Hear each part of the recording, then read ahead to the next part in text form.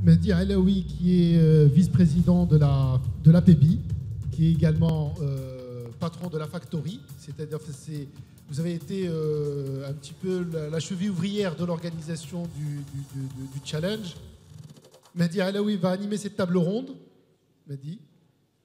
J'appelle également, en fait, parmi les participants, donc la BRVM, Moussa Davou, qui est la Bourse régionale des valeurs mobilières, Moussa, je vous en prie, qui est la Bourse régionale des valeurs mobilières des pays de l'Afrique de l'Ouest, donc qui réunit en fait 8 États. Zakaria Al-Moujahid, qui est de l'Agence marocaine de développement. Zakaria. Du digital, non, absolument. C'est l'Agence marocaine du digital. Franck Guiader de GID 255 et Piet Klefman de KFW.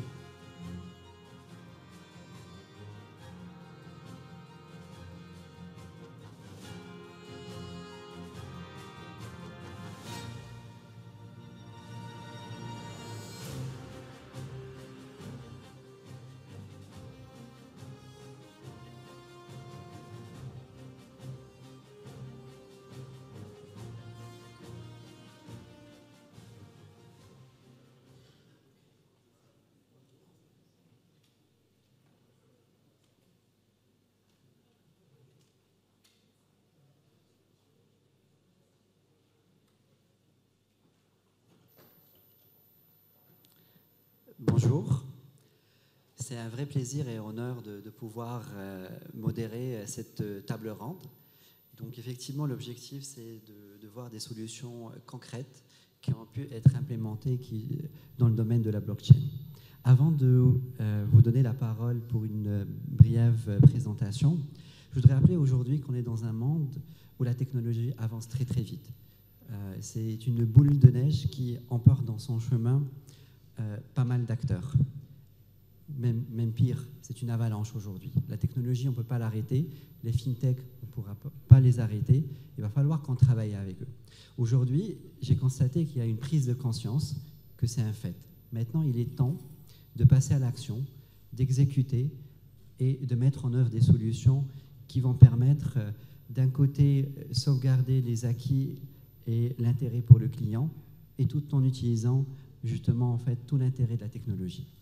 Alors avec nous aujourd'hui donc plusieurs personnalités et je vais leur demander en fait de se présenter en 1 minute en commençant par monsieur Moussa Davou.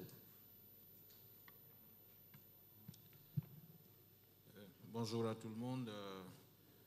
Je m'appelle Moussa Davou, je suis le directeur du département des opérations et des systèmes d'information de la Bourse régionale des valeurs mobilières, qui est une bourse commune à 8 pays de l'UEMOA en Afrique de l'Ouest. Je supervise également les activités FinTech de la BRVM que nous avons démarré il y a environ 2 ans. Merci.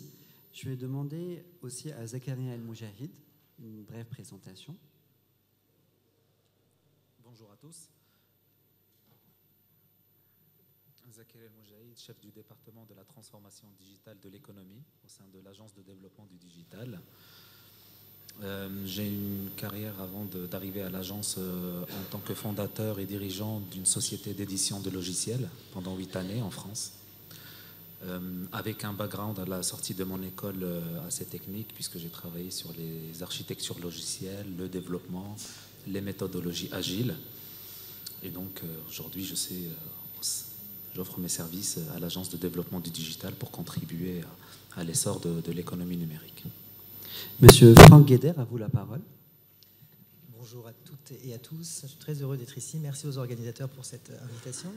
Je suis un ancien régulateur au sein de l'autorité des marchés financiers en France, où je dirigeais notamment la direction en charge de l'innovation et des fintech. Et aujourd'hui, je conseille au sein du cabinet Gilles Loirette-Nouel des sociétés, mais également le secteur public, autour de sujets d'innovation, donc très centrés très souvent sur les technologies blockchain et d'autres encore.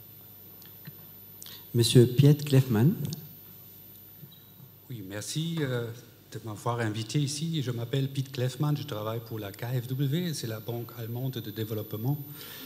Et Oui, je suis chef de division d'un groupe qui regarde quelles sont les solutions possibles de blockchain pour améliorer notre coopération de développement. Merci.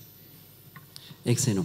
Maintenant, on va passer à la deuxième étape justement de cette table ronde où je voudrais inviter donc les différents panélistes. En commençant par M. Moussa à une présentation.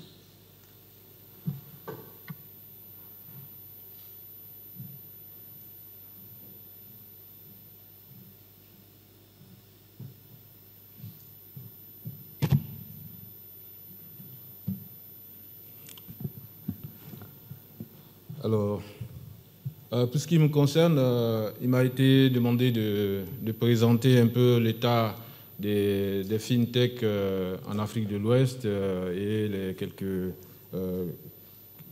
initiatives qui existent un peu dans la région. Alors, est-ce que si...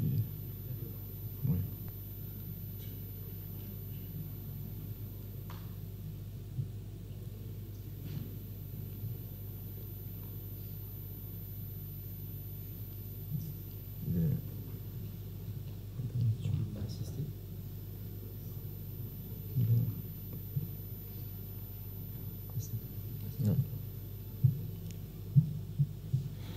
Alors, je commence ma présentation en vous donnant un peu une idée donc, des fintech en Afrique de l'Ouest avec des informations d'une étude de la World Bank qui a été demandée je crois, récemment par la Banque centrale qui catégorise un peu les fintech de cette façon, dans la région, en tout cas ouest-africaine, on a des petites fintech indépendantes qui sont faiblement capitalisées et qui en général appartiennent à leurs propriétaires et qui n'ont pas beaucoup de moyens, mais qui se trouvent être parmi les plus innovantes parce qu'elles sont plus libres et sont plus entreprenantes. Vous avez les fintech de groupes bancaires qui ont été soit rachetés ou créés par des groupes bancaires dans le cadre de leur stratégie pour aller vers donc, des populations qui étaient généralement exclues un peu du système bancaire classique. Donc les banques commencent à aller vers donc, des populations qui ne s'intéressaient pas donc, à leur activité. Donc elles le font très souvent à travers donc des activités vers la microfinance et autres. Vous avez aussi des fintech qui sont financés directement par des groupes internationaux dans le cadre donc, de leur expansion sur le continent africain. Donc les défis dont je vais parler là concernent principalement les fintech de la première catégorie, les fintech donc indépendantes. Le premier défi, c'est déjà aussi le cadre réglementaire qui pose problème pour la plupart donc, des petites entreprises. Dans la région, vous avez, dans la plupart des pays, une démarche globale des gouvernements vers l'économie numérique sans, de façon particulière, donner un cadre spécifique donc, aux startups, donc, ce qui ne permet pas donc, à ces startups d'évoluer donc, dans un cadre structuré, stratégiquement bien déployé, mais qui pose aussi le problème de risque de sanction, c'est-à-dire que vous êtes une start-up, vous investissez dans un domaine que vous comptez disrupter, mais se trouve être un domaine qui est déjà régulé. Et donc, il y a le risque qu'on vous arrête pour vous dire cette activité est régulée. Et comme ça a été dit ce matin, le régulateur peut toujours trouver un texte pour vous faire arrêter une activité qu'il considère illégale. Fort heureusement, il y a quand même des initiatives dans la région. Aujourd'hui, la Banque centrale a pris beaucoup les choses en main et a commencé à travailler sérieusement, y compris ces derniers temps, sur ces questions donc, de réglementation. Vous avez, deuxième défi, le problème de la capacité donc, des porteurs de projets à définir des business models qui soient adaptés donc à l'économie de plateforme, donc à la gestion d'une entreprise de futures générations, parce que on ne peut pas gérer une start-up du digital comme on a l'habitude donc de gérer des entreprises PME traditionnelles qu'on a eu donc à voir de par le passé. Et la difficulté, c'est que les projets sont portés par des gens qui ont juste leur formation peut-être de technicien, mais qui n'ont pas donc cette capacité-là de innover en termes de business model. Il y a certainement dans la région des centres d'incubation et d'accélération qui se mettent en place, mais ce n'est pas suffisant parce que c'est des centres qui sont orientés beaucoup plus profit, donc n'encouragent pas forcément les entreprises au stade seed. Dans la région, au niveau blockchain, il n'y a pas énormément de solutions qui soient en exploitation. Surtout au niveau dans les pays francophones, il n'y en a pas beaucoup. J'ai cité ici le cas de Paypitch qui se définit comme une crypto-monnaie donc des francophones. Mais au Nigeria, vous en avez un peu plus. Suremit, qui est une plateforme pour financer donc les projets des familles et des entreprises au Nigeria à travers donc la captation des ressources de la diaspora. Vous avez NairaX qui est une plateforme donc d'achat de crypto-monnaies. Au Ghana, l'expérimentation donc de la Bitcoin dans le cadastre foncier. Vous avez le cas sur les marchés financiers au niveau du Nigeria où le régulateur des marchés financiers, en collaboration avec la Standard Bank et l'entreprise indienne TCS Bank, donc mis en place une plateforme pour gérer tout ce qui est corporate actions. Alors, côté de la bourse et du régulateur, de la bourse et du dépositaire central de la région UEMOA, nous avons ces 3 projets qui sont donc les projets qui ne sont pas encore au stade donc de maturité et de déploiement. C'est des projets qui sont donc pour certains dans la réflexion, pour d'autres sur des expérimentations.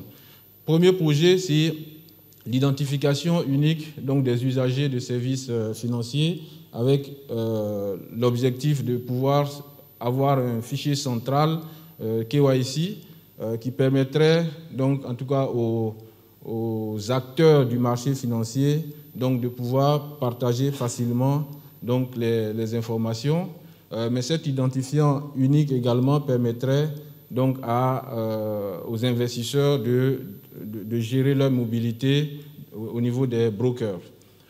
Deuxième, c'est le registre décentralisé des titres non cotés, de sorte que les titres non cotés puissent être échangés facilement sur une plateforme donc de gré à gré. Et le dernier, la gestion de tout ce qui est événements sur valeur. Mais sur ce point, la réflexion est beaucoup plus aujourd'hui sur comment organiser donc des assemblées générales pour les entreprises cotées, donc en se basant donc sur la blockchain. Donc voilà un peu. Nous sommes conscients que nous ne pouvons pas faire tout ça en tant que bourse et dépositaire, et donc nous essayons de nous associer avec la FinTech. Et dans ce sens-là, nous avons mis en place un laboratoire. Et ce laboratoire, chaque année, nous essayons de lancer un challenge. Et là, ici, vous avez le premier challenge que nous avons fait l'année dernière. Et dans le cadre de ce laboratoire, nous essayons d'avoir une démarche d'accompagnement, renforcement des capacités, des partenariats qui permettraient donc à ces jeunes-là de pouvoir travailler avec d'autres laboratoires et imaginer un peu plus, creuser davantage les solutions que nous voulons développer. Voilà un peu, merci. Merci pour ce partage. Alors, initialement, je voulais vous poser une question sur les challenges, mais je pense que vous les avez abordés au début de la présentation. Oui. Et donc, maintenant, je voudrais vous demander si vous avez peut-être 2-3 solutions concrètes qui permettraient justement aux fintech, aux blockchain, de vraiment en fait se débloquer, qu'on ait davantage sur le continent. Alors, si je devais parler d'un seul challenge qu'il faut débloquer, c'est celui, je dirais, de la confiance. C'est-à-dire, il faut que les institutions, les organisations étatiques puissent commencer à avoir confiance en nos jeunes.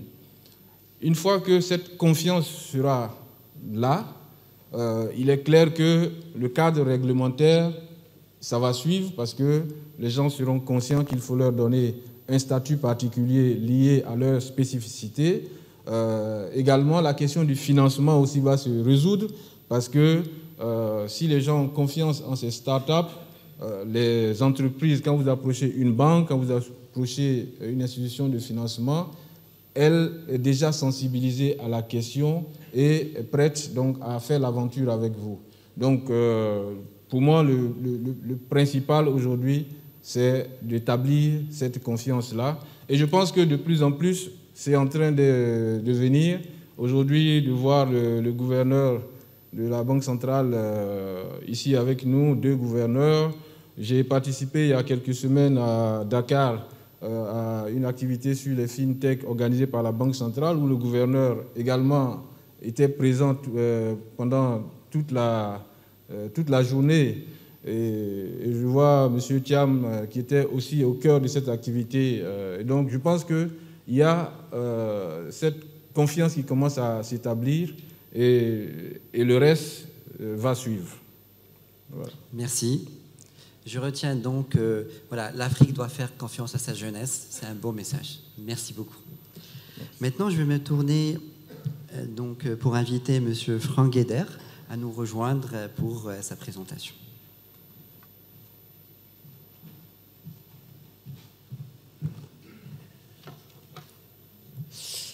Rebonjour à toutes et à tous. Alors la question qui m'a été posée était à la fois simple et complexe. On m'a dit finalement les entreprises qui ont recours à la blockchain, qu'est-ce qu'elles font? Pourquoi elles y vont? Pourquoi est-ce qu'elles ont besoin d'avoir recours à cette technologie en particulier?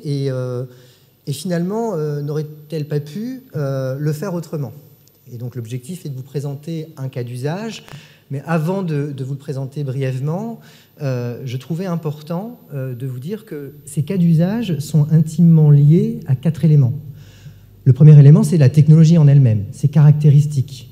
Alors, ça a été évoqué ce matin, ça le sera encore plus tard. Les caractéristiques de la technologie blockchain, elles tournent essentiellement autour de la traçabilité, de la transparence, de la décentralisation, de la cryptographie et donc de la sécurité. Et donc, en fonction de ces caractéristiques, certaines entreprises vont aller chercher cette technologie pour améliorer les arguments, les dimensions que je viens d'évoquer. Le deuxième élément auquel les cas d'usage sont intimement liés, ce sont les types d'acteurs. Alors, les types d'acteurs, ils sont à la fois très nouveaux, des nouveaux entrants, on va en dire un mot, mais ils sont également les acteurs institutionnels, privés et même publics. De plus en plus des acteurs institutionnels traditionnels, historiques, et même de plus en plus le secteur public. En exemple, ici, alors vous excuserez les anglicismes, mais dans le domaine de la blockchain, les activités dites pure player en français sont essentiellement les suivantes. D'abord, vous avez tous les sujets qui concernent la deep tech, c'est-à-dire les infrastructures profondes, blockchain, des nouveaux acteurs se créent et travaillent à améliorer l'efficacité, l'efficience, bref, le fonctionnement de ces technologies. Alors, il y a les fermes à minage qui sont plus profonds, mais il y a aussi de plus en plus des acteurs qui viennent améliorer l'efficience de cette technologie. Ensuite, vous avez les émetteurs. On va en parler dans un instant. Les émetteurs de ce globule rouge qu'est le cryptoactif. Que sont les cryptoactifs qui ont des natures juridiques, économiques extrêmement variées. Et donc, de plus en plus d'entreprises, nouvelles ou historiques, émettent ces instruments qui vont servir à de l'échange, qui vont servir parfois à une sorte de paiement, qui vont servir encore parfois à autre chose. Donc de l'émission d'instruments numériques. Vous avez ensuite ces acteurs qui créent des plateformes au sein desquelles on va échanger les dits cryptoactifs. Ce sont des startups, très souvent, des scale-up qui évoluent de plus en plus, mais aussi des acteurs institutionnels très installés, des banques historiques, qui développent des activités dans le domaine des cryptoactifs. Et puis enfin, ce sont des investisseurs, on a de plus en plus d'investisseurs également, qui développent des activités pour permettre à leurs clients de bénéficier, dans certains cas, lorsque tout ça est bien fait et qu'ils sont bien protégés, bien informés, d'investir dans cette nouvelle classe d'instruments qui peut avoir un certain intérêt, et notamment peut-être un effet contracyclique avec des instruments traditionnels. J'ai bien dit peut-être. Et enfin, tout un environnement d'entreprise périphérique, mais extrêmement importante. Quand je dis périphérique, c'est-à-dire qu'ils vont accompagner ces acteurs par des solutions technologiques de sécurité, par des solutions d'infrastructure, enfin, par des solutions de routing venues, encore une fois en bon français, bref, de canaux de distribution de ces instruments. Donc une variété extrêmement large d'acteurs, j'insiste, historiques, et d'acteurs nouveaux entrants qui composent cet univers qui développe des cas d'usage. Ces cas d'usage, ils sont également intimement liés à la nature de ces globules rouges, ces instruments d'échange que sont les cryptoactifs. Ils ne sont pas nouveaux. Vous les utilisez dans vos points de fidélité depuis de nombreuses années. Vous les utilisez également parfois, alors dans certaines régions, comme des monnaies locales. Et puis plus récemment, il y a environ 3 ans, on a entendu parler des utility tokens, donc ces nouveaux instruments numériques qui se développent et qui permettent d'avoir accès à l'usage d'un service ou d'un produit, ou la vente à l'avance d'un produit.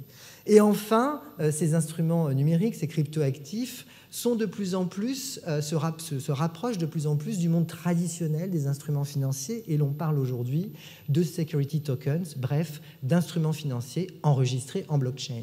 Je n'ai pas le temps de vous décrire ce tableau, mais il existe uniquement pour vous démontrer que le domaine des cryptoactifs est extrêmement large, tant dans sa dimension économique que dans sa dimension juridique. Dimension économique, car parfois ils servent au développement régional, ils servent à la fidélité, ils servent au marketing, mais ils servent aussi au financement de start-up. Ils peuvent enfin servir au domaine des instruments financiers de manière beaucoup plus classique, mais sur la base d'un registre décentralisé qu'on appelle la blockchain.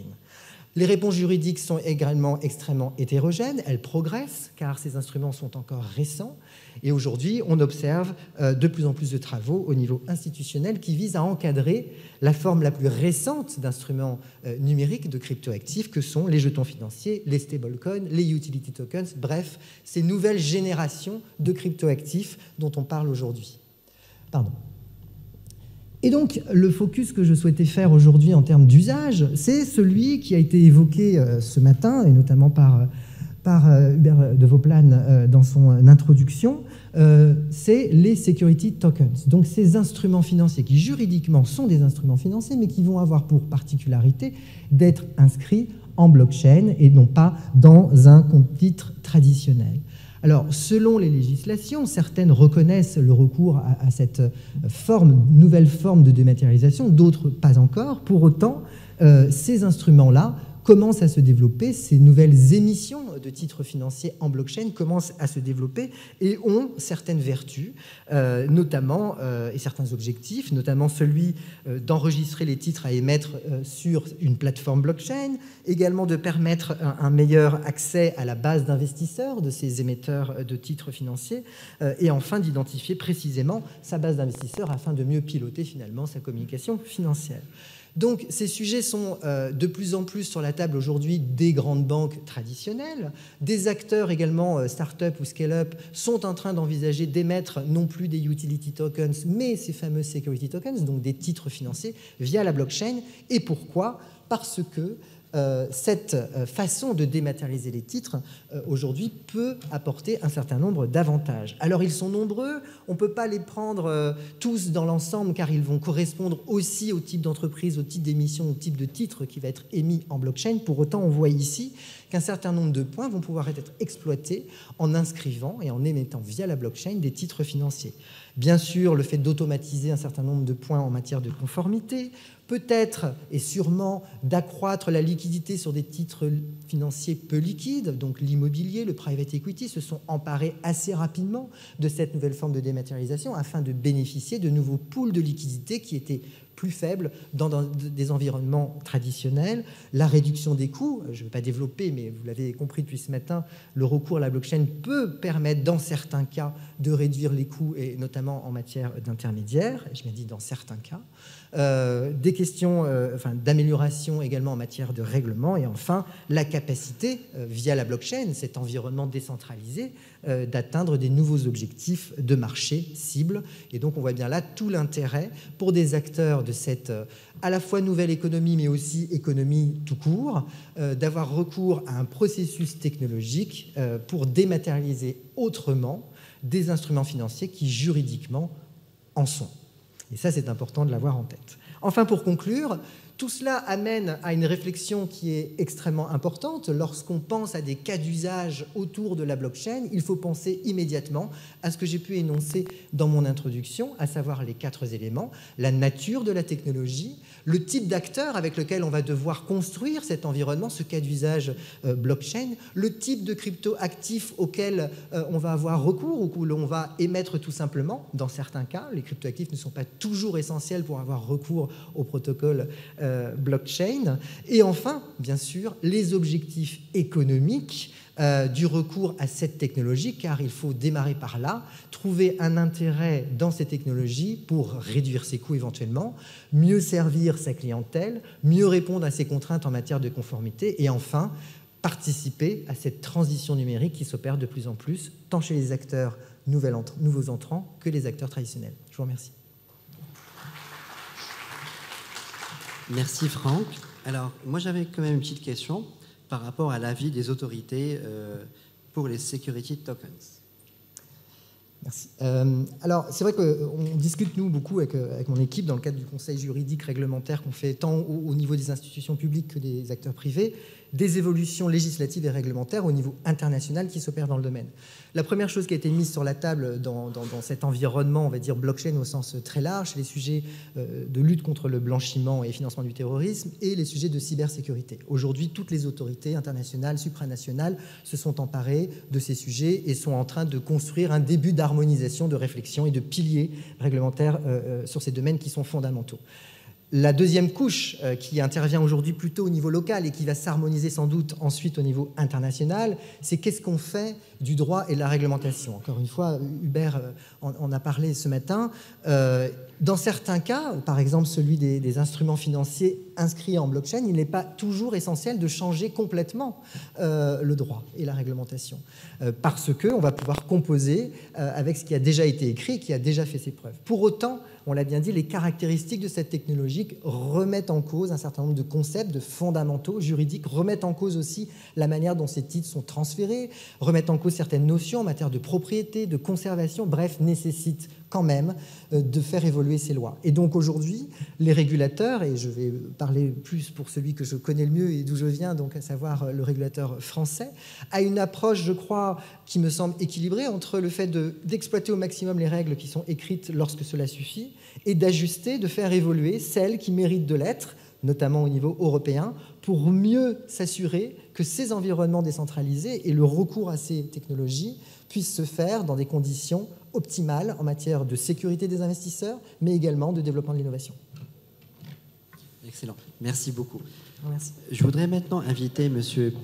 Pete Cliffman.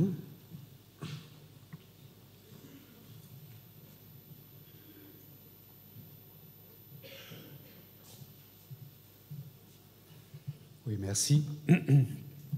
On parle beaucoup de blockchain et on cherche à faciliter des cas. Et il y a toujours des cas concrets assez peu dans le monde et aussi des expériences, comment on peut améliorer nos business, nos affaires avec ça sont très limitées. J'aimerais vous présenter aujourd'hui une application qui existe déjà, qui est open source d'ailleurs, alors accessible à tout le monde, qui est aussi déjà utilisée et où on est en train de voir comment ça peut changer notre vie professionnelle. Cet logiciel a été conçu pour améliorer la coopération et la coordination dans un groupe de partenaires divers autour d'un projet.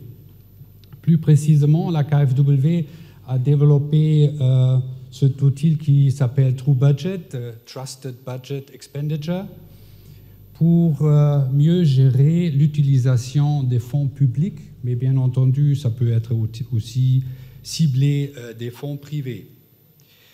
J'aimerais vous expliquer comment ça fonctionne et quelle est la valeur ajoutée de cette application dans le contexte de la coopération de développement, parce que c'était exactement la raison pour laquelle la KfW avait développé cet outil.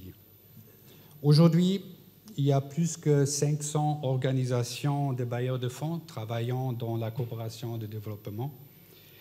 Et chaque bailleur de fonds est confronté au même défi. Comment on peut s'assurer que les fonds mis à la disposition aux partenaires sont effectivement utilisés pour le but convenu?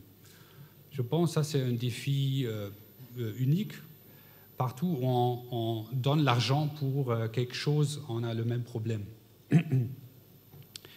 Et bien entendu, on peut parler de la confiance, mais pour tous qui travaillent dans le secteur bancaire, là, on ne connaît pas le mot confiance. Hein? On parle des risques, mais on ne parle pas de la confiance. Et quand on parle des risques, on parle comment je peux limiter, réduire ou contrôler les risques. Comment j'avance ici?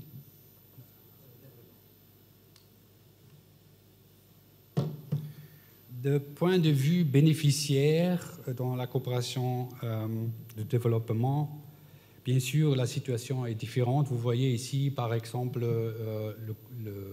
l'Éthiopie. Et le gouvernement de l'Éthiopie collabore avec 89 organisations bi- et multilatérales. On s'arrêtait ici à 50, c'est plus que c'est ici sur l'affiché. Et chacun de ces bailleurs exige ses procédures spécifiques, bien entendu aussi la KfW pour le financement, afin de réduire les risques à leur façon précise. Et vous pouvez vous imaginer que l'administration de gouvernement en Éthiopie est complètement débordée par une telle situation. Et là, je ne parle pas seulement de l'Éthiopie, mais de la plupart des pays en Afrique. Mais il y a un autre problème. Les bailleurs de fonds, y compris la KfW, comment on répond au risque? Normalement, on refuse de transférer nos moyens directement dans le compte d'État. Par contraire, on paie directement les factures des entreprises engagées par nos partenaires. C'est-à-dire l'argent n'arrive jamais dans le budget national. Et par conséquent, la plupart des gouvernements bénéficiaires ne sont pas en mesure de contrôler les investissements des fonds extérieurs dans leur pays. C'est complètement contrôlé par les bailleurs de fonds. Et comme les fonds ne passent pas par le budget national, ils ignorent assez souvent combien a été décaissé par les bailleurs dans le secteur public dans une année budgétaire. Et là aussi, vous pouvez vous imaginer dans ces conditions, une planification solide du budget national n'est guère possible. Et ceci renforce l'interdépendance des pays au détriment de la durabilité de l'aide au développement. Alors, l'objectif du True Budget est maintenant de réduire le risque fiduciaire tant que le bailleur de fonds puisse transférer leurs fonds directement aux comptes nationaux pour le faire partir du budget national. Mais permettez-moi aussi, alors ici vous voyez comment ça fonctionne aujourd'hui. On a à gauche le budget national d'un pays et à droite les bailleurs de fonds, et à chacun a son processus en parallèle du budget national des pays bénéficiaires. Mais j'aimerais aussi parler d'un autre problème. Pour tous qui réalisent un projet, c'est connu. Quand vous êtes dans le secteur public surtout, et vous voulez réaliser un projet, c'est assez complexe. Aussi, de côté gouvernement, vous n'avez pas seulement le ministère des Finances, mais vous avez pas mal d'autres autorités nationaux qui ont un mot à dire et qui font partie de la réalisation. Et chacun doit se justifier. Aussi, la KfW doit se justifier envers notre gouvernement, que l'argent est vraiment utilisé le mieux que possible. Mais ça compte aussi, bien sûr, pour tout le service public impliqué dans un projet. Alors, on doit s'assurer que les appels d'offres se déroulent correctement, que les contrats soient négociés d'une façon favorable et que les mesures, bien entendu, soient réalisées d'une qualité plus haute que possible. Et comment on fait ça aujourd'hui? Nos systèmes numériques ne sont pas liés, c'est-à-dire si je veux avoir des données, je dois envoyer des emails. Alors on a des innombrables emails pour pouvoir se justifier, pour avoir des données, pour avoir des informations. Par contre, personne, aucune organisation n'a une vue ensemble sur l'état des choses. Alors, c'est-à-dire, ce processus de communication, malgré l'existence des emails, est très onéreux, très coûteux et ne se déroule pas parfaitement parce que personne n'a vraiment l'information qu'il a besoin et personne ne peut vraiment juger « Ah, je sais que mon partenaire a pris cette décision à la base de cette information » parce que je ne connais pas le niveau de son information. Alors maintenant, comment TrueBudget peut résoudre ces deux problèmes? Premièrement, de pouvoir réduire le risque, de remettre tous les partenaires à un niveau égal pour le contrôle et aussi d'améliorer la communication. Ce qu'on propose, c'est que, ou on fait déjà, c'est que chaque décision dans la liste des actions, comme un workflow dans la réalisation de projets, chaque étape qui est cruciale et importante pour plus qu'un partenaire sera effectuée sur une plateforme blockchain. Chacun peut avoir accès via Internet et que chaque changement sur cette plateforme est enregistré sur une blockchain. C'est-à-dire, tout le monde a le même niveau d'information, tout le monde a accès à une information en temps réel, tout le monde sait quel est l'état des choses et moi, je peux aussi avoir confiance à cette information et je peux retracer chaque décision prise, y compris bien sûr le décaissement pendant le déroulement d'un projet. Alors, plus la peine de rédiger des rapports, de demander des informations, parce que tout le monde a accès aux mêmes informations qu'il a besoin pour se justifier, pour être sûr que le projet se déroule comme convenu. Voilà comment ça fonctionne. J'ai des informations ici en bas. Si vous voulez, vous pouvez vous servir. Bien entendu, vous pouvez aussi contacter nous directement. Il y a aussi une page sur l'Internet. Et comme j'ai dit, c'est open source. Et bien entendu, on sera content si le secteur privé ou autres organisations vont essayer d'utiliser ce genre de logiciel aussi pour leur fin. Merci beaucoup. Merci. Alors, moi, j'avais une petite question à vous poser. C'est un très beau cas d'usage qu'on a vu aujourd'hui. Mais concrètement parlant, quel est le retour d'expérience des entités qui l'ont utilisé? Oui, le premier pays ou la première banque, organisation qui utilise TrueBudget, c'est la Banque de développement au Brésil. La motivation derrière, c'est qu'au Brésil, bien sûr, on dit que toutes les institutions États sont corruptes. C'est-à-dire, pour eux, là, c'est une bonne technologie pour montrer aux gens, non, chez nous, on travaille comme il faut. Et là, les expériences sont très encourageantes.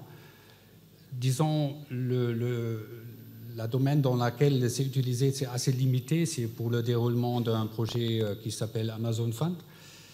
Il y a un autre cas au Burkina Faso. Là, le ministère des Finances a décidé, on va développer une plateforme TrueBudget pour nous-mêmes et on veut que chaque bailleur de fonds, dans l'avenir, travaille sur notre plateforme burkinabé pour qu'on puisse vraiment contrôler les multiples fonds d'extérieur dans notre pays. Et aussi, ça facilite beaucoup notre travail à l'interne avec les différents ministères et la Banque centrale. Il y a autre cas maintenant en Éthiopie. Ils sont en train de développer cette plateforme un peu plus dans un autre sens, parce que là, on a conditionné les décaissements à l'achèvement des indicateurs, des KPI. C'est-à-dire si un indicateur est réalisé, là, sur la plateforme, on déclenche automatiquement un décaissement.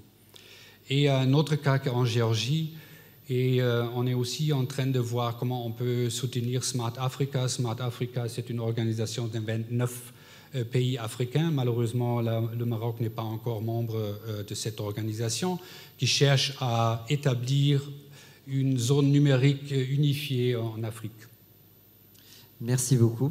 On Merci. a peut-être une belle surprise pour la fin d'année par rapport à Smart Africa. Oui, merci.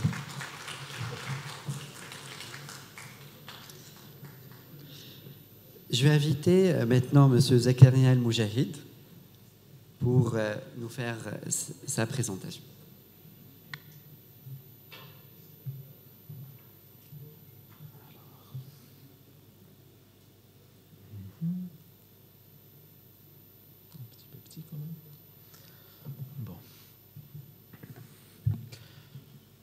Alors, pour ma présentation des cas d'usage, j'essaie de prendre un angle d'attaque différent, puisque je savais qu'il y avait un certain nombre de cas d'usage qui allaient être présentés tout au long de la journée.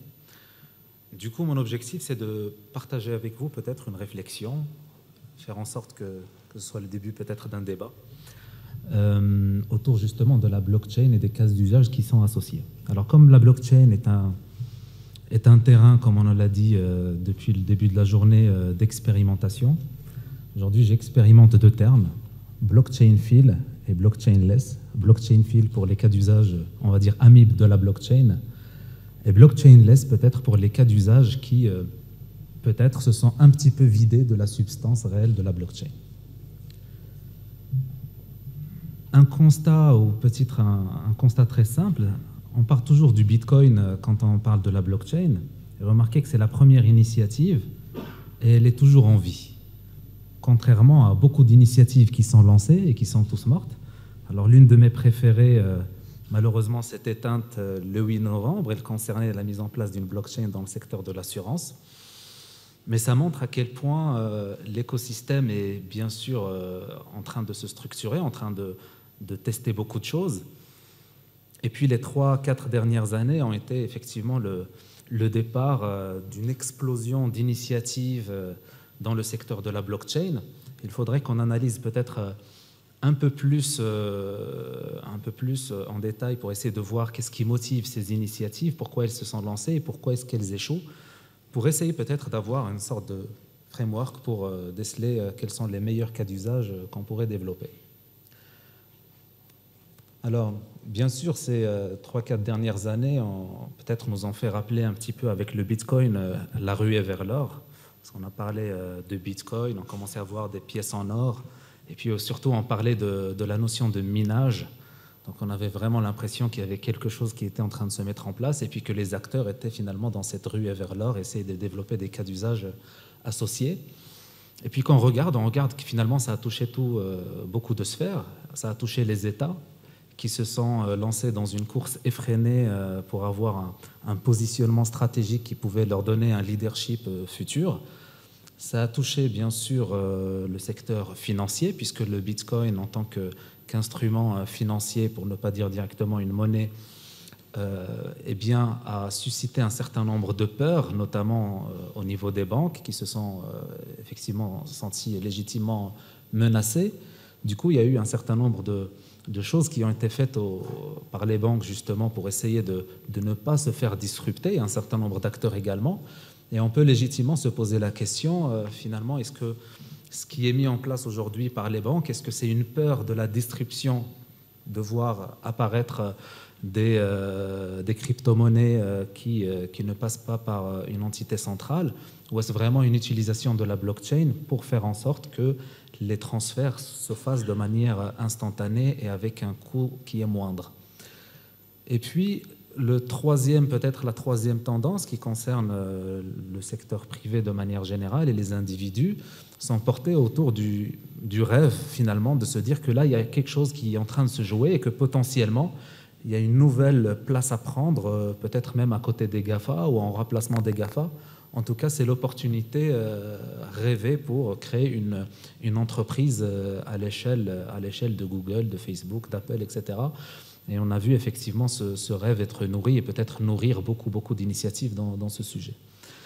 Mais effectivement, dans ce débordement d'énergie, je pense qu'effectivement, au vu des initiatives qui ont été un petit peu avortées, il conviendrait de revenir à certains fondamentaux et penser qu'est-ce qui a fait finalement que le Bitcoin est aujourd'hui toujours vivant, contrairement à beaucoup d'initiatives, et de se dire, finalement, s'il est toujours vivant et qu'on parle de la blockchain en tant que révolution, là on peut parler d'un certain nombre de cas d'usage, et je vous laisse juger par vous-même si on peut parler d'évolution ou de révolution. À mon sens, la révolution, on peut en parler quand elle induit finalement bien plus qu'un changement ou une utilisation de technologie, quand elle implique un changement de nos comportements, de quelque chose qui est profond en nous, que ça concerne la liberté individuelle, que ça concerne notre façon d'appréhender le travail, en tout cas quelque chose qui nous touche, qui est bien plus ancré, bien plus immatériel et assez loin de la technologie. Et c'est là où je voudrais revenir à certains fondamentaux qui ont fait probablement le Bitcoin. Et là, on peut ne pas être d'accord. On est dans une zone grise. On peut avoir finalement des appréciations divergentes. Moi, j'ai mis peut-être trois critères qui me semblent assez fondamentaux pour juger des cas d'usage de la blockchain. Le premier, c'est la capacité ou cette nouveauté de la création et de la transmission de la valeur. Et ça, je trouve ce premier principe assez fondamental. Ça a été décrit ce matin par M. Hubert. Et qu'est-ce qu'on peut faire de cette capacité à créer de la valeur et de la transmettre? Eh bien, on se rend compte que fondamentalement, les entreprises avaient besoin pour se créer d'un capital, qu'il soit financier ou en numéraire, pour pouvoir faire un investissement initial. Et le digital, contrairement à ce monde-là qui nécessitait ce type d'investissement, lui a besoin de la matière grise. Fondamentalement, aujourd'hui, pour lancer une société, on n'a besoin de rien du tout, on n'a besoin que de la force des gens qui peuvent nous entourer. Et la force, justement, peut-être de la blockchain et dans la création de la valeur, c'est de se dire que finalement, on peut remplacer le capital par le travail. Et le travail peut devenir générateur d'une valeur qu'on peut créer autour d'un même projet, par exemple, quel que soit l'emplacement où on se trouve dans le monde, et on peut y contribuer en création de la valeur. Et ensuite, cette valeur va vivre, va survivre, et à terme, peut-être qu'elle peut être monnayable. Et donc, ce premier principe, il permet un certain nombre de cas d'usage, notamment en termes de création d'entreprises et en termes de financement des startups. On avait commencé à parler des ICO, et je trouve que le mécanisme de création des jetons au cours de création d'un projet et au cours de collaboration d'un certain nombre d'acteurs qui peuvent être encore une fois répartis dans le monde, je trouve ça assez formidable et assez disruptif pour le coup, et qui peut être aujourd'hui utilisé comme un levier important pour justement créer une nouvelle génération de start-up. Le deuxième, je ne reviendrai pas parce que je pense qu'il est partagé par tous, c'est la confiance. La confiance qui, de manière traditionnelle, on dit « j'ai confiance en telle personne ». Là, on dit tout simplement « j'ai confiance », sans préciser en qui nous pouvons avoir confiance. Donc ça métamorphose quelque chose de fondamental aussi dans notre rapport à la confiance. Et le fameux, c'est l'application du droit. Et là, j'associe la notion des smart contracts, qui ne sont pas simplement un algorithme qui s'exécute automatiquement, je pense que fondamentalement, ça modifie notre façon de voir comment est-ce qu'un droit peut être exécuté. On peut prendre l'exemple d'un billet d'avion que vous achetez et que si l'avion arrive en retard, vous avez droit à des indemnités. Aujourd'hui, si vous avez droit à des indemnités, il faut encore faire la demande auprès de compagnies aériennes et il faut souhaiter être remboursé, il faut encore fournir des efforts, etc. Et ce que je trouve assez formidable, c'est que si on pousse la logique à l'extrême, eh bien, l'exécution du droit devient automatique. C'est-à-dire à partir du moment où vous avez le droit à quelque chose, vous l'obtenez. Vous n'avez pas à le redemander à quiconque. Et voilà, on peut en trouver d'autres. Je pense qu'il y a peut-être d'autres appréciations. On peut voir le sujet sous d'autres angles, mais voilà, à mon sens, j'essaie peut-être de les présenter sous ce format-là pour essayer de dire finalement, est-ce que ce n'est pas ça qui crée la blockchain en tant qu'outil révolutionnaire? Voilà. Je vais m'arrêter là-dessus, parce que je crois que j'ai un petit peu écoulé mon temps. Je vous remercie pour votre patience. Je vais prendre quelques petites questions. Merci, Zakaria. C'est bien tenté, votre présentation, mais j'ai quand même une question qui m'interpelle, qui doit interpeller un certain nombre de personnes présentes dans la salle. Aujourd'hui, l'ADD est opérationnelle donc, depuis 2 ans. À Dubaï, d'ici 2030, l'ensemble des services vont être implémentés avec la blockchain. Comment l'ADD peut transformer justement les services du gouvernement avec la blockchain au Maroc et à quelle échéance? D'accord. Merci pour la question. Effectivement, mon cher Mehdi, tu as mis la barre très haut en essayant de nous comparer à Dubaï, sur ce volet-là, je précise. Alors, quelques petites précisions. La première chose, c'est que l'Agence de développement digital est une agence qui est créée pour exécuter la stratégie de l'État en matière de digital. Cette stratégie est décidée, bien sûr, entre autres par le conseil d'administration qui réunit pratiquement tous les ministères, la Banque centrale et un certain nombre d'acteurs, et décide effectivement des prochains chantiers qui seront mis en œuvre par l'agence. Ce qui a été décidé, en tout cas jusqu'à aujourd'hui, ce sont un certain nombre de chantiers qui sont très, très structurants, à la fois pour l'économie numérique, pour la partie e-gov, mais également sur la partie capital humain et innovation. Donc le chantier est assez vaste, il est assez large. Concernant la blockchain, effectivement, c'est un sujet très important, très intéressant. L'agence a été créée il y a 2 ans, mais les ressources humaines de l'agence, on va dire qu'ils ont commencé à être recrutés en fin d'année dernière et les premiers recrues sont arrivés début de cette année. Donc en réalité, nous n'avons que quelques mois derrière nous et on continue à embaucher. On est encore en processus on est en train de grandir petit à petit. Et le sujet de la blockchain fait partie des sujets qu'on porte aujourd'hui de manière importante avec les ressources qu'on a. L'objectif étant de monter en compétences progressivement au sein même de l'agence parce que c'est un sujet qui est complexe, qui nécessite beaucoup de compétences, qui nécessite une certaine résilience et la capacité d'avoir du souffle sur le long terme. Donc on est en train de se structurer et d'essayer d'avoir aussi une approche constructive. Notre Banque centrale a pris le devant sur ce chantier-là et bien voulu nous convier aussi au cercle de réflexion qu'il mène sur ce sujet-là.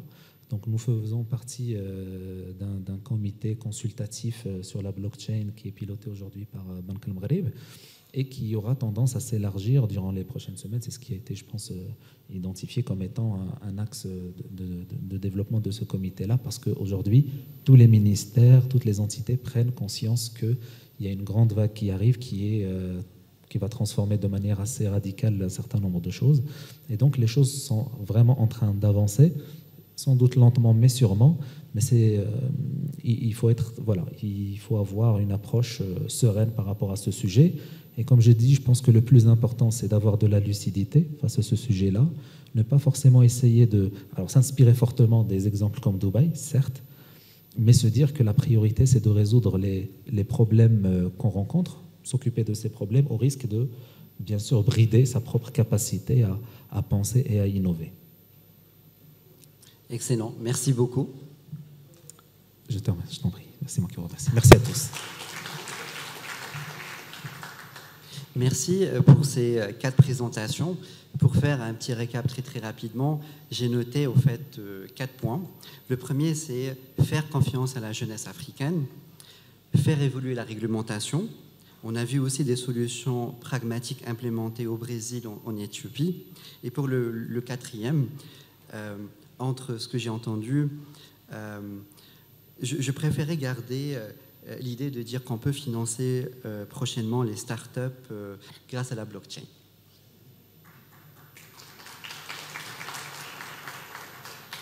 Alors, on pourrait peut-être prendre 2-3 questions de la salle.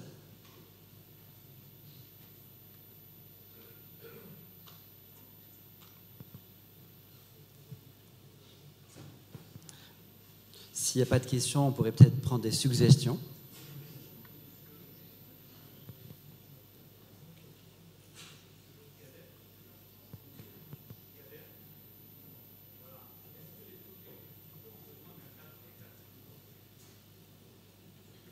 Est-ce que les tokens utilisés Les tokens utility ont besoin d'un cadre légal? Merci. C'est une excellente question qui a été posée. Alors, en France, par exemple, cette question a été traitée aujourd'hui, puisque la loi Pacte prévoit un régime optionnel pour ce qu'on appelle les émetteurs donc, de utility tokens, dans le cadre d'ICO, Initial Coin Offering, mais également pour les prestataires de services sur actifs numériques. Et ces actifs numériques dont on parle dans la loi Pacte sont les utility tokens, en tout cas ne sont pas les instruments financiers que j'évoquais tout à l'heure. Voilà. Donc, en France, nous avons fait le choix, effectivement, de combler le trou dans la raquette et de prévoir un régime qui reste optionnel dans certains cas, qui est obligatoire dans d'autres, je pourrais détailler plus avant avec vous plus tard si vous le souhaitez, et qui permet aux acteurs, tant les émetteurs que les prestataires de services sur ces actifs numériques-là, d'avoir un cadre juridique sécurisé et sécurisant. Donc, est-ce qu'il faut ou non avoir un cadre juridique pour ce type d'instrument? Je dirais plutôt oui, dans la mesure où il apporte du confort juridique non seulement aux acteurs qui émettent ou qui développent des services sur ce type d'actifs-là, mais également aux investisseurs, aux clients de ces technologies, de ces services sur actifs numériques. Voilà.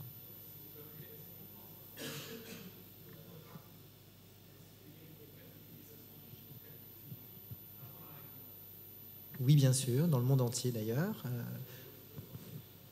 Alors, je ne peux pas détailler ça maintenant, mais ce que je peux vous dire, c'est que oui, bien sûr, dans le monde entier, il y a eu une vague, vous savez, d'ICO, donc d'émission de utility tokens pendant environ deux années, qui s'est ensuite assagie dans la mesure où beaucoup de scams, encore une fois du bon français, beaucoup de fraudes, malheureusement, dans certaines régions du monde, ont fait du mal aux émetteurs qui, eux, souhaitaient émettre ces instruments pour des bonnes raisons et dans un cadre économique et juridique rassurant.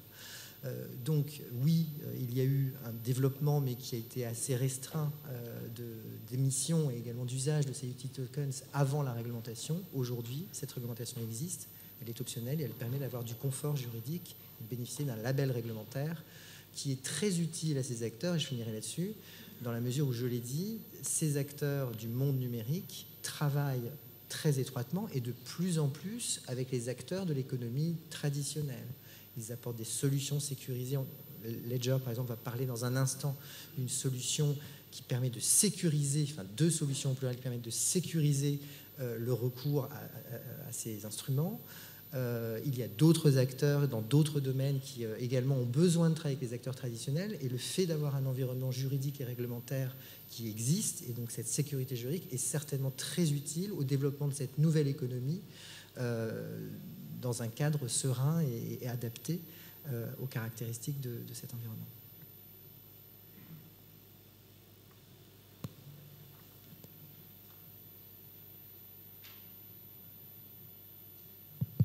Je voudrais poser une question, si vous avez connaissance d'une utilisation de la notion d'organisation autonome décentralisée, qui utilise justement la blockchain en considérant une organisation avec un certain nombre d'acteurs, et que les process entre les différents acteurs l'organisation sont des transactions et on utilise des contrats intelligents pour automatiser les processus. Est-ce que vous avez des exemples d'utilisation de ce type d'organisation?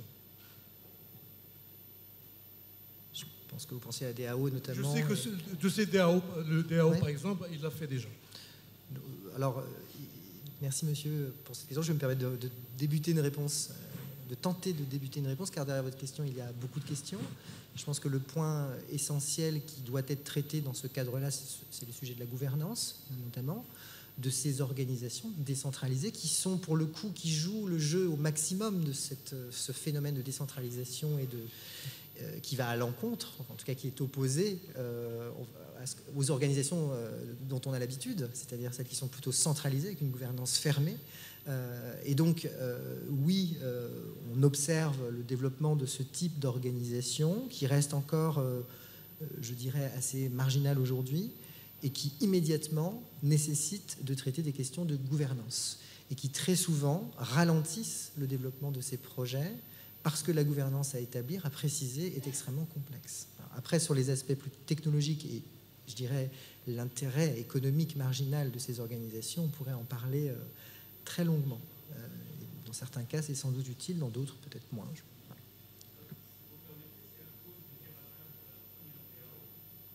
Les gens ne font plus confiance à la DAO parce qu'elle a été piratée avec 50 millions de pertes, 50 millions de dollars de pertes. Et ce qui fait que le modèle n'a pas pu résister justement à cette mauvaise nouvelle. Oui, c'est pour ça que la gouvernance que j'évoquais est essentielle, car qui dit piratage dit aussi décision d'évolution technologique et de sécurité, de dispositifs de sécurité à mettre en place. Donc la gouvernance, les dispositifs de sécurité sont essentiels dans ces environnements décentralisés. C'est pour ça qu'il faut les structurer d'un point de vue technologique, avec des solutions technologiques de sécurité, et d'un point de vue juridique, pour faire en sorte que lorsqu'ils existent et qu'ils se développent, ce type de piratage, de fraude, de débordement ou de manquement, aussi parfois à la réglementation, car ils peuvent s'inscrire dans des activités réglementées, soit le plus limité possible, voire nul. Merci, on va prendre une dernière question.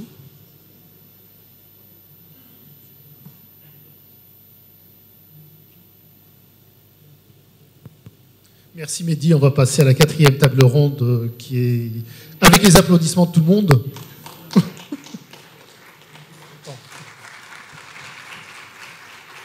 Mais le débat se poursuivra, en fait, on est vraiment pris par le temps et le temps nous est vraiment compté. Merci beaucoup Mehdi.